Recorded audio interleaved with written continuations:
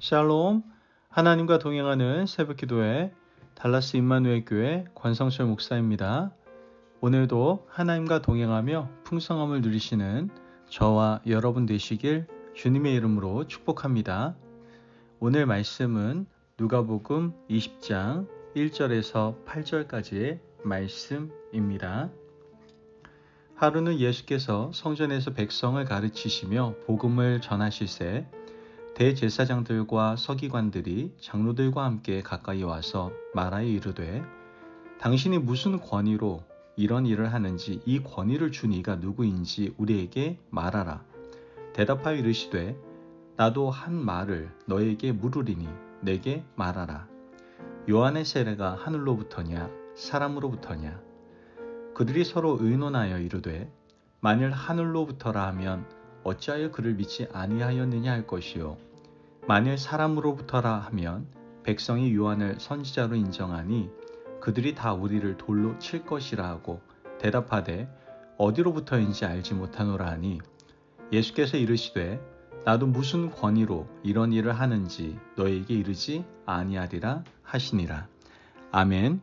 하나님의 말씀입니다.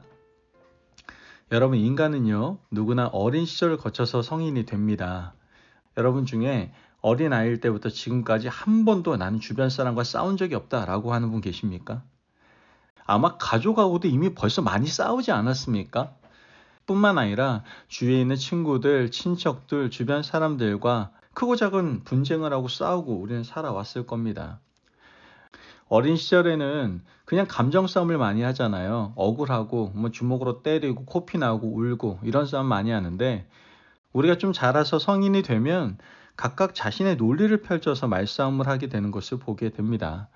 말다툼을 할 때는 분명한 자기만의 논리로 상대방의 약점을 집요하게 파고 들어가죠. 그리고 결국 상대방의 잘못을 드러내고 또 사과를 받아내지 않습니까?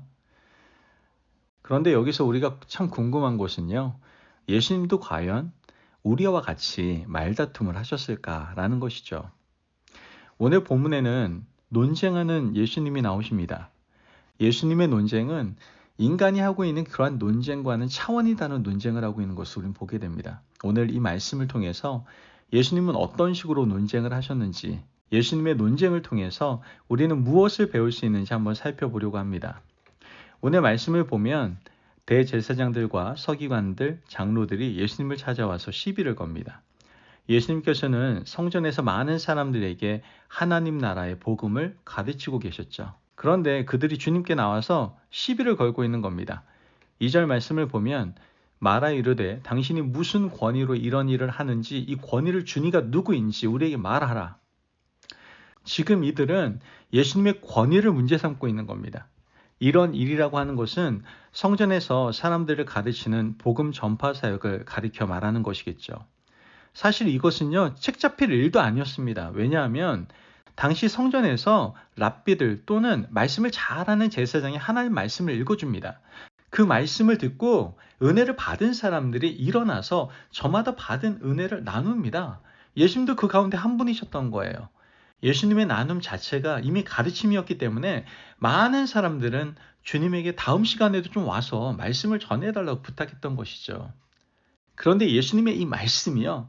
파급 효과가 크고 사람들의 심령을 찔러 쪼개는 능력이 있는 말씀이었기 때문에 그들이 권위를 문제 삼고 있는 겁니다. 주님은 오히려 그들에게 질문을 하시죠. 4절 말씀을 보면 요한의 세례가 하늘로부터냐 사람으로부터냐. 주님은 대답보다 질문을 하셨어요. 질문을 받은 그들은 고민에 빠지게 되었죠. 요한의 세례가 하늘로부터라고 대답하면 대제사장, 서기관, 장로들이 요한에게 가르침을 받지 않은 것이 아주 큰 문제가 될 겁니다. 만약 요한의 세례가 사람으로부터라고 한다면 많은 백성이 아직도 세례 요한을 따르고 있는데 그들에게 심각한 항의를 받을 겁니다. 결국 이들은 예수님의 질문에 대답을 하지 못하게 됩니다. 그런데 주님께서 하신 질문은 사실 굉장한 의미가 있어요. 왜냐하면 이 질문을 통해서 대제사장, 서기관, 장로들이 하늘을 바라보게 하셨기 때문입니다. 요한의 세례가 하늘로부터냐 이렇게 질문하시면서 주님은 하나님을 드러내신 것이죠. 논쟁 당사자들에게 하나님을 바라보게 하고 진정한 복음이 무엇인지를 돌아보게 하셨던 겁니다. 우리는 두 번째 논쟁을 또 보게 됩니다. 서기관과 대제사장들이 사람을 보냈습니다. 자기네들이 그냥 돌아가기가 너무 아쉬웠나 봐요. 그래서 다시 사람을 보냅니다. 그리고 예수님이 대답하기 어려운 질문을 던지게 되죠. 그 질문이 바로 세금에 대한 논쟁입니다. 누가복음 20장 22절 말씀을 보면 우리가 가이사에게 세를 바치는 것이 옳으니이까 옳지 않으니이까 하니, 사실 이거 아주 어려운 질문입니다. 가이사에게 세금을 바치라고 하신다면 예수님을 매국노로 몰아갈 것이고, 바치지 말라고 하면 로마의 실정법을 어긴 자로 고발을 할 겁니다. 예수님은 여기서 이렇게 대답을 하십니다. 24절에서 25절 말씀에 데나리온 하나를 내게 보이라. 누구의 형상과 글이 여기 있느냐? 대답하되 가이사의 것이니이다. 이르시되 그런즉 가이사의 것은 가이사에게, 하나님의 것은 하나님께 바치라 하시니, 지금 예수님께서는 데나리온 하나를 가져오게 하시고 이 형상이 누구의 것이냐, 이 글이 누구를 향한 것이냐라고 질문을 하시게 됩니다. 당시 통용되는 데나리온에는 로마 황제의 형상이 새겨져 있었습니다. 로마 황제의 형상이 새겨져 있는 돈을 사용하는 우리는 시민으로서 해야 될 일을 해야 되지 않겠느냐, 가이사의 것은 가이사에게 바치라라고 말씀을 해주신 것이죠. 그런데 예수님이 정말 하고 싶은 말씀은 그 다음 이야기입니다. 하나님의 것은 누구에게? 하나님께 바치라 라고 말씀하셨다는 것이죠. 여러분, 이것은 주님께서 헌금하라고 말씀하시는 것이 아닙니다. 이 말씀의 의미를 잘 깨달아야 됩니다. 지금 예수님은 너희들 영혼에는 하나님의 형상이 새겨져 있지 않느냐, 너희는 가이사의 것은 가이사에게 바치면서 하나님의 형상이 새겨진 너희는 왜 하나님께 충성하지 않느냐 라고 질책하시는 말씀이었다라는 것이죠. 주님은 세금 논쟁을 통해서도 누구를 드러내신 거예요? 하나님을 드러내고 계신 것이죠. 이것이 바로 주님의 탁월한 모습이고요, 우리가 배워야 할 점이다라는 거예요. 마지막 세 번째 논쟁입니다. 이것은 바로 부활 논쟁인데요. 사두개인은요, 부활을 믿지 않았습니다. 이 사두개인들은 부활이 말도 안 된다는 것을 주님께 증명하기 위해서 엉뚱한 이야기를 말합니다. 한 동네에 7 형제가 있었는데 그 중에 큰 형이 결혼을 했습니다.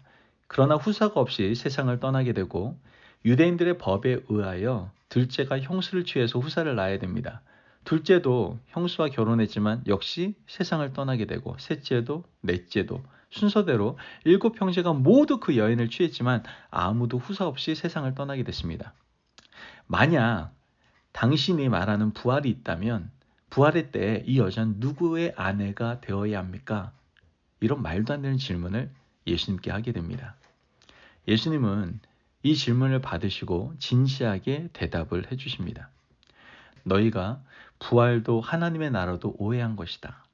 사람들은 시집가고 장가가지만 천국에는 장가가는 것도 시집가는 것도 존재하지 않는다. 예수님은 그 후에 결정적인 말씀을 하시는데요. 누가복음 37장 38절 말씀을 보면 죽은 자가 살아난다는 것은 모세도 가시떨기에 관한 글에서 주를 아브라함의 하나님이요 이삭의 하나님이요 야곱의 하나님이라 칭하였나니, 하나님은 죽은 자의 하나님이 아니요 살아있는 자의 하나님이시라. 하나님에게는 모든 사람이 살았느니라 하시니, 예수님께서는 이렇게 대답을 하셨습니다. 모세가 아브라함의 하나님, 이삭의 하나님, 야곱의 하나님이라고 할 때 이 동사는요, 현재 시제입니다. 모세가 하나님을 만났을 때 이미 아브라함과 이삭과 야곱은요, 하나님 품에 가 있었지만 하나님은 그들을 죽은 자로 여기지 아니하시고 산 자로 여기고 계셨다라는 것이죠. 그러므로 이 말씀은 하나님 앞에서 죽은 자는 존재하지 않고 살아있는 자만 존재한다는 말씀이었던 것이죠. 부활 논쟁에서도 주님은 오직 하나님만을 드러내고 있는 것을 우린 보게 됩니다. 여러분, 우리 예수님은 논쟁 가운데에서 자신의 의로움을 나타내지 않고 늘 하나님을 중심에 놓아뒀어요. 우리의 모습을 가만히 생각해 보면 우리는 논쟁할 때 자신의 의로움을 드러내고 상대방의 약점을 집요하게 공격하는 모습을 보게 됩니다. 하지만 주님은 자신의 의로움은 뒤로 감추시고 오직 하나님만을 드러내셨습니다. 이것은 두 가지 효과가 있는데요. 첫 번째는 자기의 의로움에 자기가 빠지지 않는다라는 것이죠. 그리고 두 번째는 상대방에게 하나님을 생각해 보도록 하는 효과가 있다라는 거예요. 여러분, 우리는 어떤 논쟁을 하고 있습니까? 우리가 세상과 이웃과 대화하며 살아가는 중심에는 반드시 하나님이 있어야 될 줄을 믿습니다. 하나님이 아닌 나의 의로움과 나의 경험만 주장한다면 우리는 평생 동안 갈등하고 살 수밖에 없을 겁니다.